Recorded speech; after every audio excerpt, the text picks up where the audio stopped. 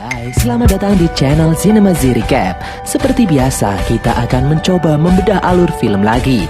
Sebelumnya silakan subscribe channel ini dan follow Instagram Cinema Z Recap. Di situ akan ada bocoran film yang akan Mimin upload dan info seputar film yang keren-keren.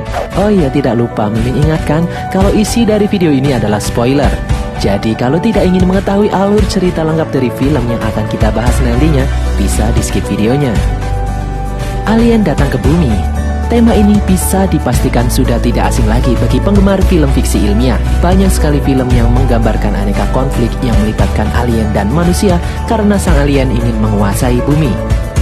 Nah, sekarang bagaimana kalau alien yang datang ke bumi bukan ingin menjajah, tapi sebatas ingin tinggal tanpa ingin mengganggu siapapun? Apakah manusia tetap akan memperlakukan para alien itu dengan kasar? Tema inilah yang diangkat dari film District 9 yang rilis pada tahun 2009 lalu. Film ini disutradarai oleh sutradara kelahiran Afrika Selatan, Neil Blomkamp. Film ini dibintangi oleh Sharlto Copley, Jason Cole. Di awal film terlihat rekaman video seseorang bernama Wikus van der Merwe. Dia adalah karyawan MNU atau Multinational United, perusahaan keamanan swasta. Wikus bekerja di bagian urusan makhluk asing bersama beberapa orang di belakangnya yang berkantor di Johannesburg, Afrika Selatan. Dia menjelaskan kalau tugas mereka adalah menangani para alien yang dia sebut.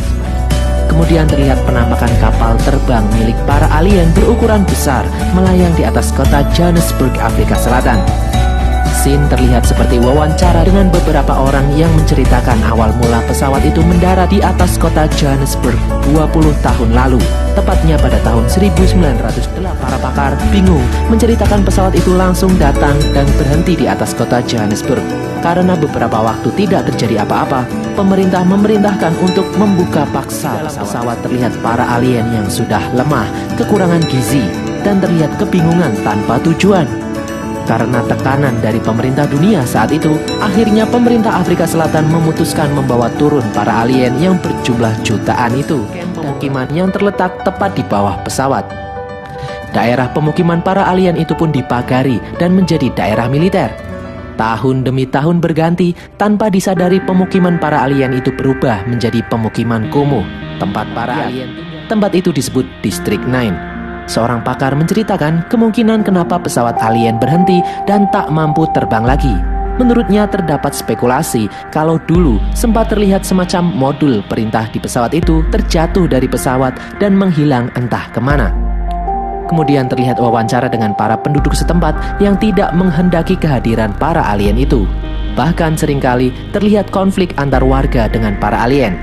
Semua orang menyebut para alien itu dengan nama prawn yang berarti udang. Karena bentuk mereka mirip kuda. 20 tahun pun berlalu, masyarakat mulai muak dan mendesak pemerintah memindahkan para alien dari District 9 dan menjauh dari pemukiman warga di kota Johannesburg. Untuk pengusiran para prawn, pemerintah memerintahkan MNU mengemban tugas itu. MNU berencana memindahkan prawn ke suatu tempat yang berjarak 200 km dari kota Johannesburg.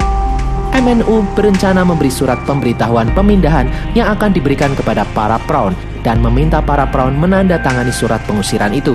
Pimpinan MNU yang juga mertua Wikus mengutus Wikus sebagai petugas lapangan yang akan mengemban tugas itu. Langsung bersiap-siap melaksanakan tugas yang diberikan kepadanya. Lalu berangkatlah Wikus dengan pasukan MNU didampingi pasukan militer menuju District 9. Prosesi itu pun disorot oleh berbagai media di seluruh dunia. Dan masuklah rombongan Wikus di gerbang District 9, diiringi pasukan bersenjata berat baik darat maupun udara. Terlihat sekumpulan prawn di sekitar mereka. Kemudian rombongan pun berhenti dan dimulailah operasi. Terlihat prawn berlarian di sekitar mereka. Wikus pun menggedor salah satu gubuk prawn. Keluarlah prawn penghuni gubuk itu. Kemudian Wikus menunjukkan surat pengusiran kepada si prawn dan meminta prawn itu menandatangani surat pengusiran. Namun prawn itu malah memukul dan menjatuhkan surat itu. Sempat terjadi ketegangan, namun Wikus menenangkan situasi dan menganggap prawn itu sudah menandatangani surat walaupun dengan cara memukul kertas itu. Kemudian rombongan itu pun berpindah ke gubuk berikutnya. Saat berjalan, terlihat prawn yang sedang menggigit ban. Lalu seorang petugas terlihat mendekati prawn itu sambil menodongkan senjata. Kemudian prawn itu berbalik dan menendang petugas itu dan terpental hingga copot tangannya. Keadaan menjadi tegang. Kemudian petugas menembaki prawn itu dan datanglah sekelompok prawn lainnya. Kemudian Wikus mencoba menenangkan situasi dengan melemparkan Prawn. Sangat terobsesi dengan makanan kucing itu. Kemudian di gubuk berikutnya, Wikus berbicara dengan seekor Prawn. Prawn itu mengaku bukan pemilik gubuk yang didatangi Wikus. Namun saat Wikus mengiming-imingi makanan kucing, Prawn itu mengaku kalau gubuk itu miliknya dan menyuruh Prawn itu menandatangani suratnya. Prawn itu langsung tanda tangan dan langsung memakan makanan kucing itu dengan lahapnya. Kemudian Wikus melanjutkan ke gubuk berikutnya.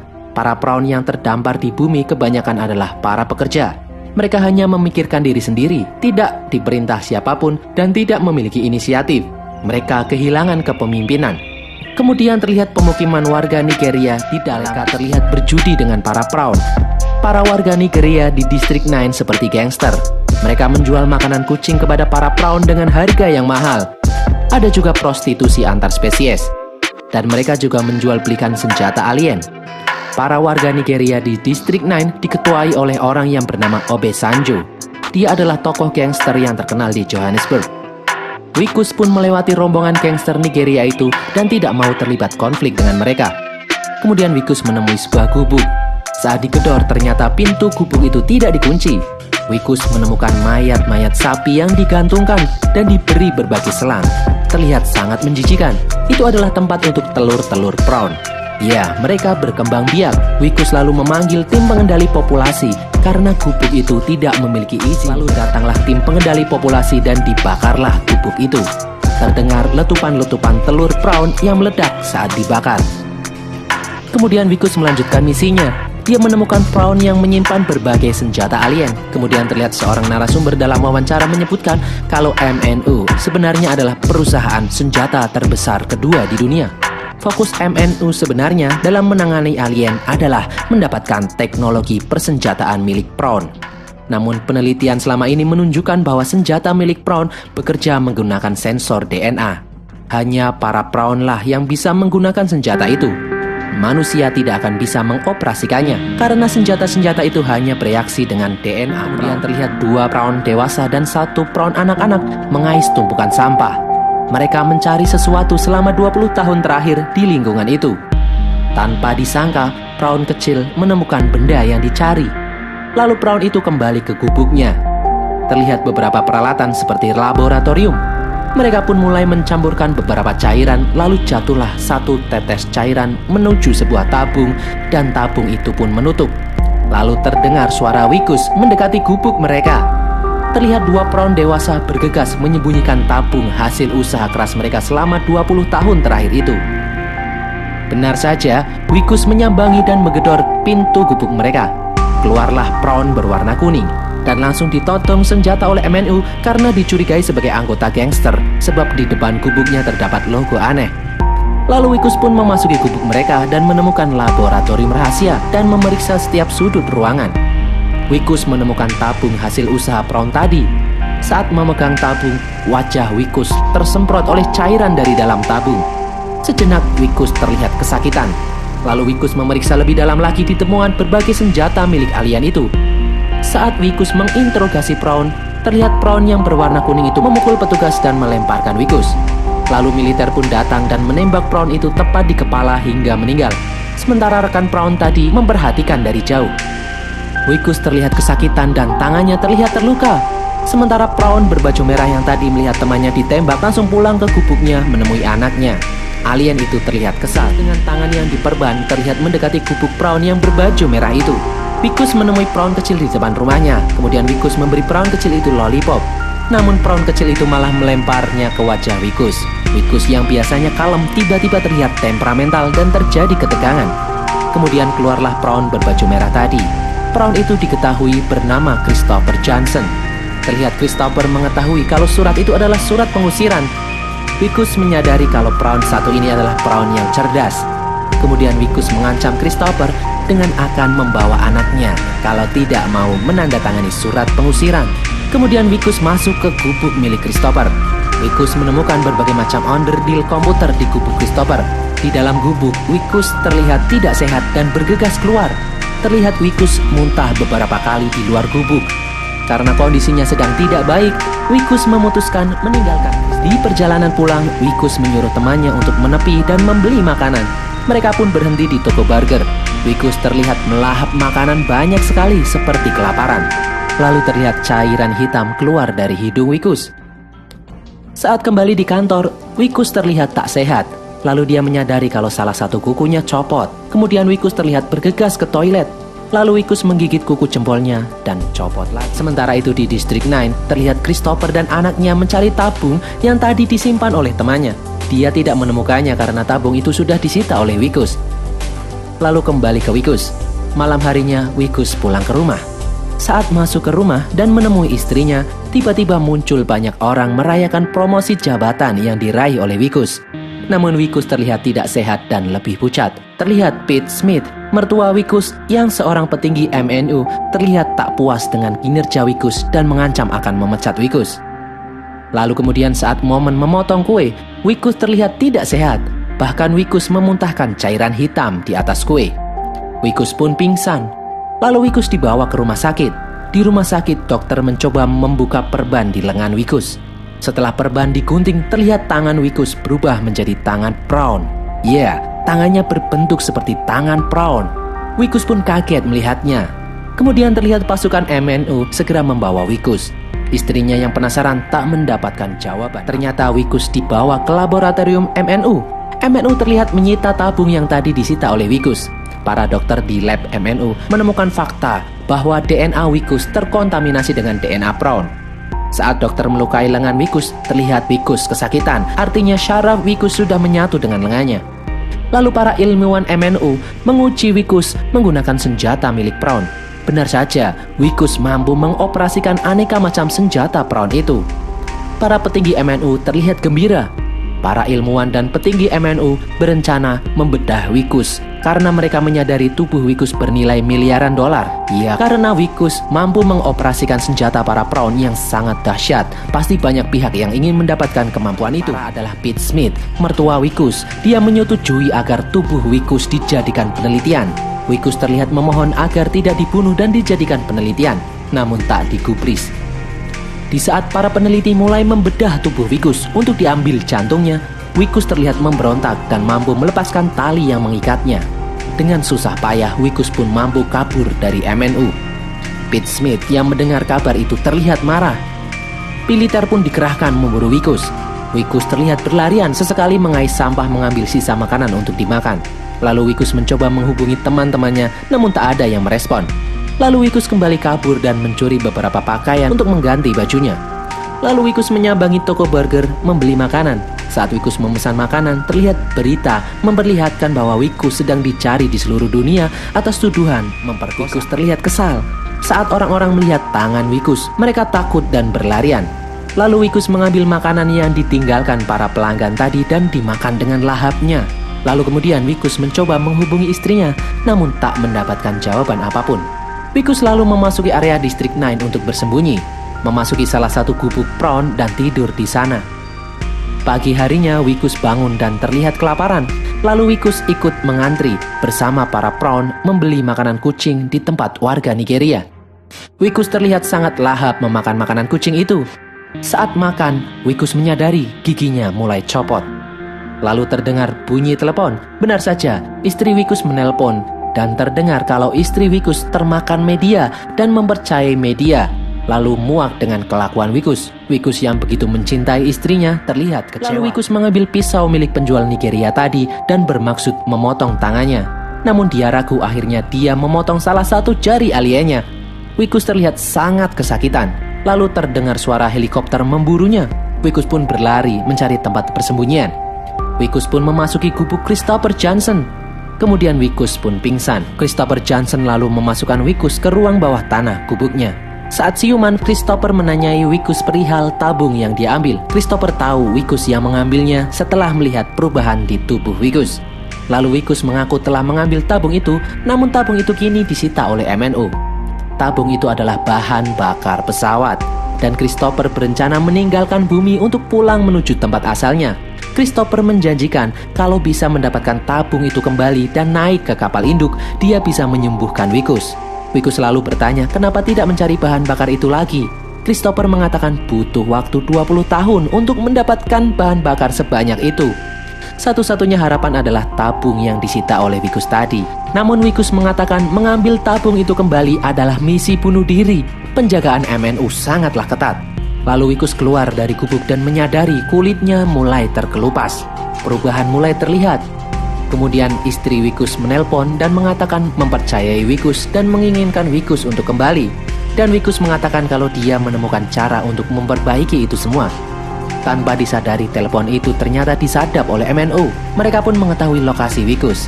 Lalu Wikus kembali menemui Christopher dan mengatakan akan membantunya mengambil kembali tabung itu dari tangan MNU. Dengan harapan Christopher akan menyembuhkannya di atas pesawat induk. Keesokan harinya Wikus memasuki wilayah gangster Nigeria bermaksud membeli senjata pada mereka. Namun para gangster malah menjatuhkan Wikus, bermaksud membunuh Wikus dan memakannya, berharap bisa mendapatkan kekuatan alien seperti Wikus. Saat Wikus terjatuh, dia meraih salah satu senjata milik Prawn, lalu senjata itu terlihat aktif. Kemudian Wikus menembakkan senjata ke arah para gangster dan mereka terlihat ketakutan. Wikus kemudian mengambil lebih banyak senjata, lalu kabur. Kemudian dimulailah misi pengambilan tabung. Wikus bersama Christopher dengan susah payah akhirnya Wikus dan Christopher mampu mencapai laboratorium MNU. Setelah mendapatkan tabung itu, Wikus sadar mereka terpojok. Jalan yang dilalui tadi dipenuhi oleh pasukan MNU. Kemudian Christopher mempunyai ide dan terlihat merakit peralatan. Ternyata dia membuat bom. Lalu bom itu diledakkan untuk menjebol tembok. Wikus dan Christopher berhasil keluar dari lab menuju parkiran dan mengambil satu mobil MNU untuk kabur kembali. Sesampainya di gubuk, Christopher kembali mengatakan kalau sudah sampai di pesawat induk dia akan menemukan cara untuk mengobati Wikus. Namun tidak sekarang, dibutuhkan 3 tahun penelitian. Wikus yang mendengar hal tersebut kecewa, dia merasa dibohongi. Lalu Wikus memukul Christopher sampai pingsan. Lalu Wikus memasuki ruang bawah tanah gubuk dan menutupnya. Ternyata ruang bawah tanah gubuk adalah sebuah kabin pesawat. Wikus dan anak Christopher ada di dalamnya. Christopher yang pingsan lalu ditangkap oleh pihak MNU. Wikus kemudian memasukkan tabung energi di tempatnya dan menyalalah mesin pesawat itu. Lalu Wikus memasukkan tangan aliennya ke kemudi pesawat dan pesawat itu pun mulai bergerak. Wikus mulai menerbangkan pesawat itu. Lalu militer menembakkan rudal ke arah pesawat itu dan kemudian pesawat itu pun jatuh. Christopher terlihat pasrah dan dimasukkan ke dalam truk MNU. Mereka lalu menuju arah pesawat Wikus yang ditembak jatuh. Militer pun akhirnya mampu menangkap Wikus. Saat perjalanan kembali, rombongan militer dihadang gangster Nigeria dan terjadilah baku tembak. Para gangster pun menangkap Wikus dan membawanya. Sementara itu di dalam pesawat kecil terlihat anak Christopher mengoperasikan kapal induk. Dalam markas gangster Nigeria, Wikus tak mampu melawan dan akan dibunuh untuk mendapatkan kekuatannya. Sementara di luar, militer terlihat mengepung markas gangster Nigeria itu.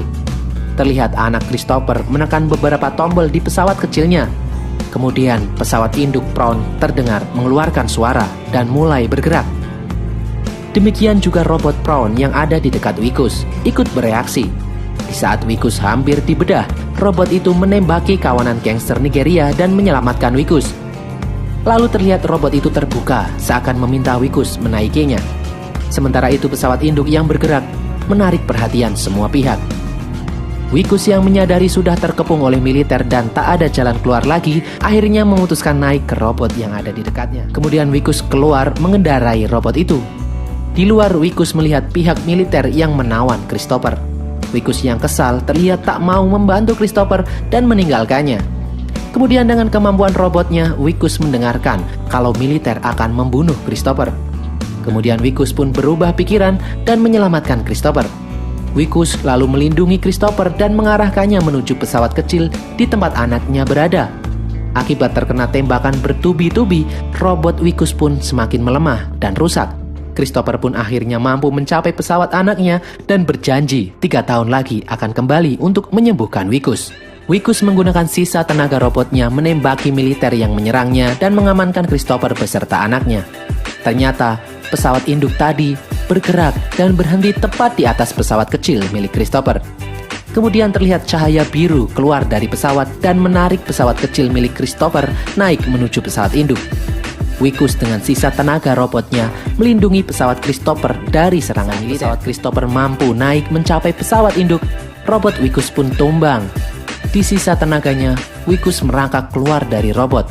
Di belakangnya terlihat seorang tentara memegang senjata berniat menghabisi Wikus. terlihat salah satu mata Wikus mulai berubah menyerupai Prawn. Di saat Wikus terdesak, muncul para Prawn mengerubungi Wikus dan menyerang tentara itu. Terlihat para Prawn mempreteli tubuh tentara itu. Wikus pun selamat. Di atas, Christopher mulai memasuki kokpit kapal induk dan mengarahkan kapal induk kembali ke planet para Prawn. Terlihat kapal induk mulai menyala dan pergi meninggalkan bumi.